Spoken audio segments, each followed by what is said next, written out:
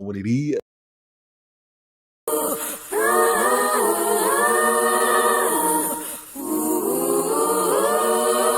Can you keep a secret? You can take a pause, tell me in my head. All right. Next up, we talking about Miss Wally, aka Walti. If you didn't know, you get me, the Swiss Capitano for the ladies. Them, yes, sir. I just saw a little something. You get me by what Emma Holdbrook. So let's get into this. Let's see what's going on. I have no idea what this is. Leah, what do you remember from your very early days being coached? What were your most valuable lessons you learnt? It's funny because I've just written a kids book, so I've been thinking about this a lot.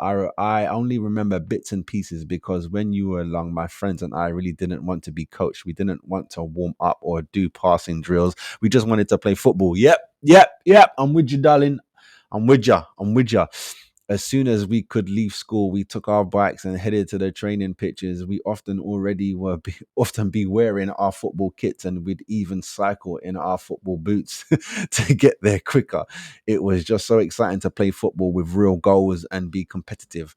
I have so many positive memories from those days. The shift to more technical tactical football came when I was about 10. Before that, I was focused on getting better at controlling the ball, trying to use both feet and learning how to be brave. When I was young, I tried so many different positions from the goalkeeper up to striker before I eventually found my place in midfield. And then you can see her there in her Swiss international kit right there. I don't know why she doesn't have the armband. That must be an old photo. Who were your early influences and what players did you look up to? When you look at famous footballers, it was always Zinedine Zidane and Iniesta. But I think going to my dad's games introduced me to the love of football. During every break we had at school, we took a ball and played with our neighbors using their car garage as the goal. I remember all them kind of moves there. There were so many moments in my daily life where I was faced with a foot where I was faced with a football, and it inspired me to play. It's such an easy sport. All you need is a ball, and then you can handle the rest. Boom. Can you pinpoint a stage in your career or a particular age group where you made the biggest leap? Between the ages of 13 and 15, I left home at 13 to go to boarding school, and my school was made up of the most talented female footballers in the country. Ross, you get me? What school was that? For the first time in my whole life, I was able to train in the morning, and we had a technical and position specific training too.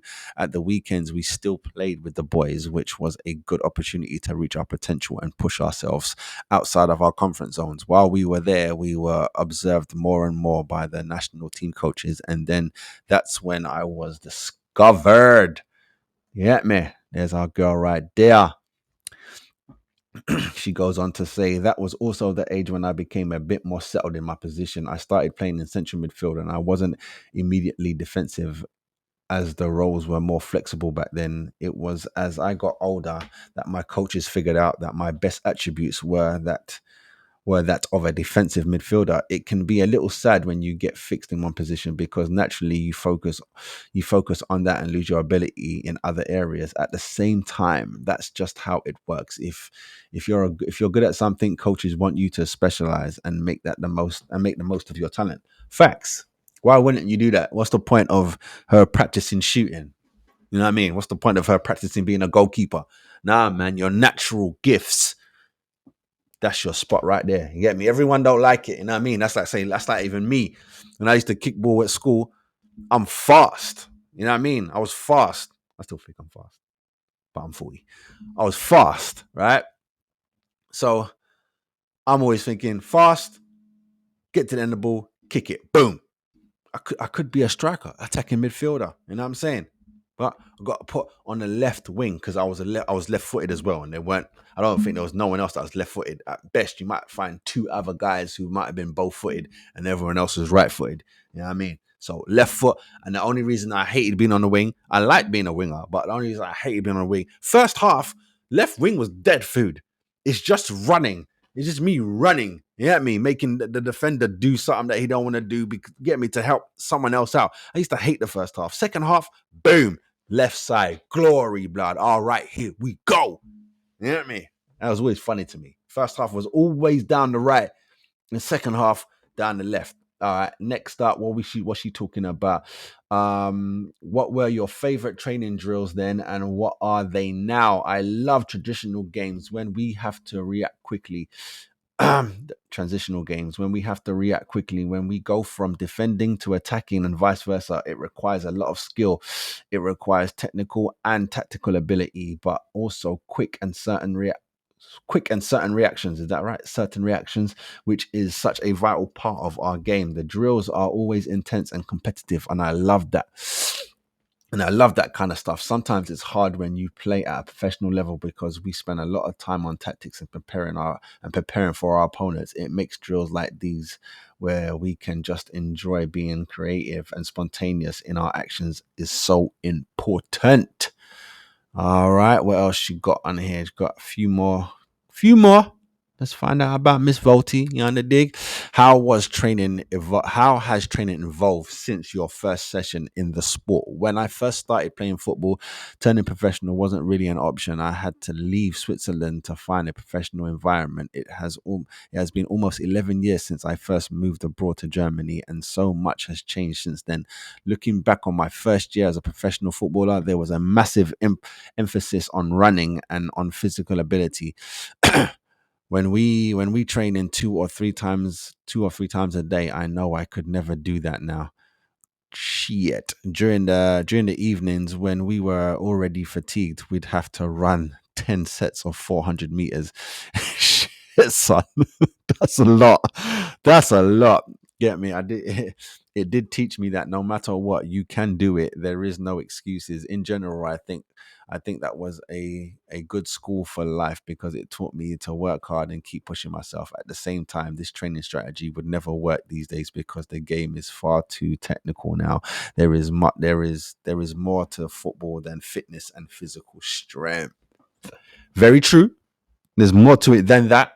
That is true, but whew, is that not a juicy big part, boy? Juicy parts right there. What were your favorite lessons aside from PE? Yeah, every sports person loved PE.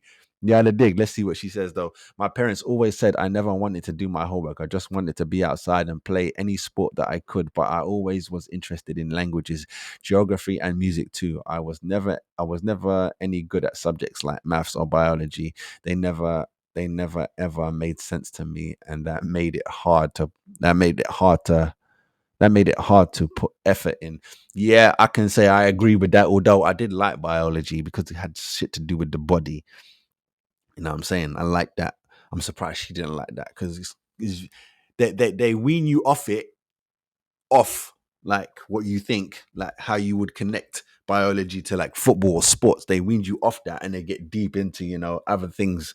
So then it probably makes you think, it's long.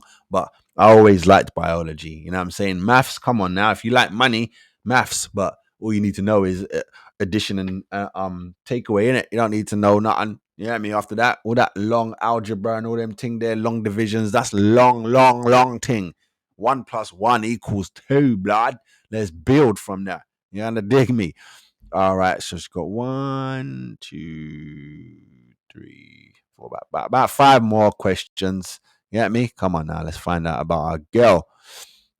What coaching experience do you have and what qualifications do you have now or would you like to have in the future? I'm working on my UEFA A license right now alongside Kim and Beth. First of all, I love kids and that's how the coaching journey started. I think it's so nice how much you can teach children and how much influence you can have on them at such an important age. Knowing how much our game has been increased in popularity, you can see lots of kids in the stands who look up to us, and I feel that responsibility. I always wanted to prepare myself for a potential move after my career, and coaching felt like a great avenue to explore. It's very interesting to look at the game from the other side as you try to juggle the player and coach mindset. You realize how many aspects of coaching you probably underestimated when you were on the pitch. This can be as simple as timekeeping at training, because because time always goes quicker than you think.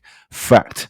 Unless something bad is happening to you, and then it's like 5 minutes is the world, blood. 5 minutes is a lifetime. I want to be prepared for what's to come. But it's also nice when you can give back to something that brought you so much joy. Maybe one day I'll become a coach, but even if I don't, I still look back on this as a great experience. So there you go. We got Wally. Who did she say? Kim, which I'm guessing is Miss Kim Little, Capitano, and Beth Meado. You get me? They're all doing their UEFA A licenses. That's what I'm saying. And let me just say this before I go on to the next bit. Big up all my Goonerettes. You know what I mean? I don't know this for a fact, so that's why I'm only saying my Goonerettes, but it's probably a lot of women in the WSL. You know what I'm saying? It's probably going to change. It's probably going to change over the years because the women's football is getting more popular. But I'm telling you now, if you don't know, you need to get to know. I don't know about anyone else, but my girls, my galleys, my Goonerettes, I'm sure I want to put my chest up and say all of them, but definitely the groans. You get me? I don't know about the babies. You get me? Like Reed and them. I don't know about Godfrey and them. You know what I'm saying? And the babies. But Beth, all of them lot, they I don't even know how to explain it. They got degrees, yo. They got degrees, yo. If this football thing goes left, like touch wood, doesn't do it, but injury done. Obviously, they can always just skip into punditry, coaching, if they want to try and keep football. But these women got the brains to go and do other things, bruv. They got other things, bruv. No disrespect, Bex. You get me? Beckham, no disrespect, brother. But I know you from road, bruv. You get me? You from Elstone to the gravestone, bruv. If football didn't work, you'd have been in patience. You get me? You'd have been in patience. And that's a lot of men. A lot of the men, they put their whole fuck homework, fuck that, football. Not even not knowing, not caring. All it takes is one move in training and you're done. You get me? Your brother jump on you, your sibling jump on you the wrong way in the house. Done. You slip and fall downstairs. Done. Maybe it's not even your fault. You're walking past a tower block. Someone drops something from done. You outside playing with your people. Done. Anything can happen. End your shit. End your shit. You get me? That's why you need to have plan Bs. I know people don't like it. You know what I'm saying? And I understand the mindset of you don't have a plan B, so you focus on plan A. But if plan A has a lot of fucking holes in it that you can't even plan for, you can't get ready for, you can't prepare for, it's just life's a bitch. You need a plan B. You can't be spending 10 years in a sport and forget that, forget everything. I'm on this, and then this don't work. Life is a bitch. Life is a bitch when you are behind. Trust that. Trust that. I, as a personal trainer, you get me? I got 9 years on me now as a PT. Why did I not get told from school that I could have been a personal trainer? That wasn't even a job. I don't even know if they even brought up gyms when I was in school. The word gym, the word gym at school, it was a basketball court. That's the gym. You get me? Exams in the gym, me in the gym, PE is in the gym. The gym is just an open space when you're at school. They don't explain shit. So I'm in two minds to say I do agree with keep your eyes on plan A, but I also agree with depending on what your plan A is. If it's something physical, plan B, please. Plan B. Plan B. You get me? You can have plan A be a physical plan. Plan B is a sit down. Got to do that type of work. This is the work. This is you at work now. Because plan A fucked your life up. It happens. It happens. There's been many of them. Many of footballers who made it and then get me? Got old. They could have just got old. Career just done. And then don't know not to do with life. Don't know about banking. Don't know nothing because everything was done for you. And then the man just let you go. And then life just falls apart because you got put into the jungle and you are a fish. Get me? You're a kitty cat and you got put into the jungle to go and meet your people. And you're like, Ross. Crazy. Did I hit that one? Yes. All right. Next up, we got, what will your footballing philosophy be if you go into management? I'm not 100% sure. Miss Volley said, Miss Volley, Miss Wally said, as Volty to you, I can call her Wally. In general, I'm quite an adaptable person. So when it comes to settling on a philosophy, I don't want to commit too soon. In the ideal world, I love to adapt to my coaching. I love to adapt. I love to adapt my coaching style according to the player, but I know that traditionally the greatest coaches have a lot of conviction, and I think it's about finding a balance. In terms of football principles, I like possession and having the ball at my feet. I want to give my players the freedom and trust and encouragement and encourage them to play with bravery. Right now, I see myself in a more of an assistant coach position because that is often someone who ensures that the players feel safe and motivated to perform at their best. Individual individual development over wider team tactics in my current prior is my current priority. Sorry. But one of the reasons why I started working on my coaching badge was to discover these parts of myself and learn what works. I'm happy with that, darling. I'm happy with that. Do you enjoy the analyst side of the game? And is that an important aspect of your own coaching ambitions? I really enjoy the individual analyst side. If you were to tell me to observe a player during a match and identify where they excel versus where they need to improve, I think I'll be pretty good at that, especially when it comes to players in my position. I tend to find it easier to be involved in a team tactics when I'm on the pitch rather than being on the sidelines because it's in game context and more obvious. Yep, everything she said there, I'm down with. Look at my girl, man. She looks so good. She looks so good in our kit. Sorry, she goes on to say, in a professional environment, that analyst is covered by a whole team of people with an individual specialism. During this part of our coaching training, however, we have to come to we have to make a decision on our own, providing personal feedback. Keep an eye on the time and the footballs alongside tactical conversations. You have to learn the hard way first. Fair enough. Last two sections or last two questions. Who in the current squad would make the best manager in the future? And why? I think we all have it in us. Kim is so humble and would probably disagree, but she observes so much. She always had a good eye for the game. Beth is a great at giving feedback to the kids in our coaching group, and you can see how well she gets through to them. We all know football, but what makes a great coach is the ability to articulate your message well.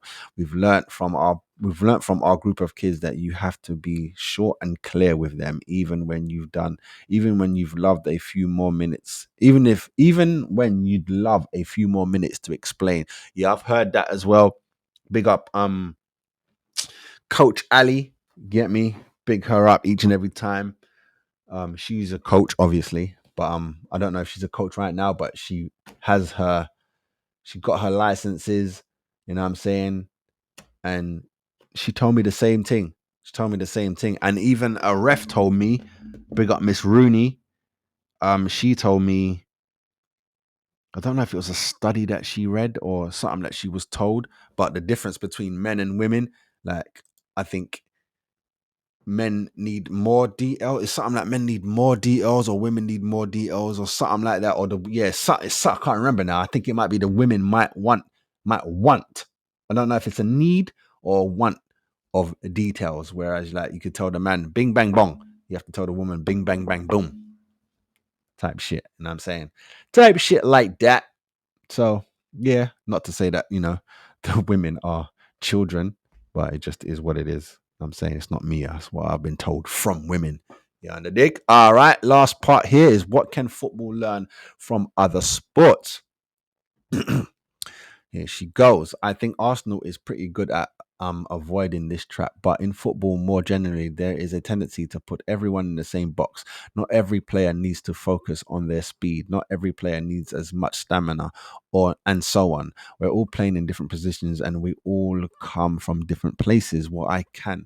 what I think we can learn from individual sports is how to develop footballers as individuals. Just as our technical abilities differ, so do our physical abilities. Of course, it's very hard to consider that when you have to train 25 people at the same time, but there are ways to incorporate more tailored coaching. I've always found our club is solid in this area and we keep improving as well. I've obviously never played another sport at the professional level, so it's hard to know exactly what they do differently. But I am always a fan of clear communication and transparent ways of working together, and that remains true whether you're a solo athlete or in a team of 20. Yes, I agree that I hear that, and I hear she says it is difficult to try and do the same thing with a one-on-one with a group. You know what I'm saying? And I can say I got experience in that as a personal trainer. I love group training. You know what I'm saying? And you try hard you can organize. It depends on the type of class that you're doing. So you can organize like limits. So you can have like a light lane, a middle lane, and then a heavy lane. Like if you're doing something, you can have 3 different lanes, and then all right, everyone knows themselves. So you pick a lane and then we work. You know what I'm saying? Simple like that. But if you was doing like a circuit at each station, you have different options, or should I say you have different weight options. You get me? Again, you have 3 different weight options at every stage within the circuit. So say you've got a 10 circuit stage, you know what I'm saying? With every one. So you have like a 20 kg dumbbell, a 15, and then a 10. You know what I'm saying? And everyone will know. And then there might even be someone who can't do even the 10. So then you do body weight, innit? Boom, bam, boom. You got 4 options right there. And that's how you do it. But I think that's the most that you can do is like you try and think ahead and prepare. But it's very hard to try and help an individual within a group exercise. You get me? Unless everyone has got it, like say 19 people got it down, then you can go and help that number 20. You get me? You can go and help them. Easy. No problem. But if number 20's got a problem, number 11's got a problem, number 6's got a problem, number 2's got a problem, it's all dramas. You know what I'm saying? It's all dramas, and you just don't need that in your life. You understand me? But yeah, that's it, people. All right, my phone's ringing. I gotta go and answer it. So I will end this video right here. Let me know your comments down below, and I'll see you on the next one. Stay good, stay blessed, in a bit. Gooner on the sofa, the pride of North London. What's up, people? Make sure you like and subscribe to the channel.